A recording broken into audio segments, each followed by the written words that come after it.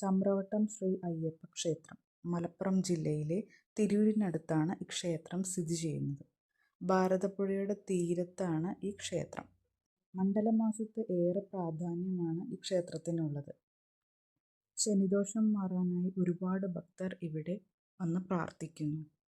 ത്വക്ക് രോഗങ്ങൾക്ക് ഇവിടെയുള്ള ഒരു പ്രധാന വഴിപാടാണ് നരിപ്പട.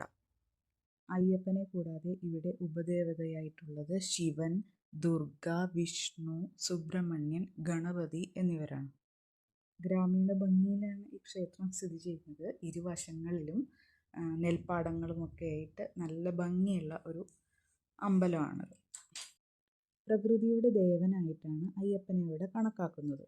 മഴ മാറി നിൽക്കാനും അതുപോലെ മഴ പെയ്യാനും ഒക്കെ ആയിട്ട് നമുക്ക് വീടുകളിൽ തേങ്ങ ഉഴിഞ്ഞ് വെക്കാം.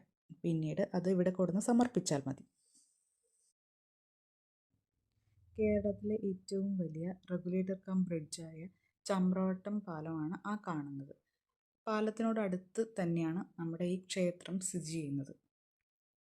ജാതി മത ഭേദമന്യേ എല്ലാവർക്കും വന്ന് പ്രാർത്ഥിക്കാവുന്ന ഒരു ക്ഷേത്രമാണ് ചമ്രവട്ടം ശ്രീ അയ്യപ്പ ക്ഷേത്രം.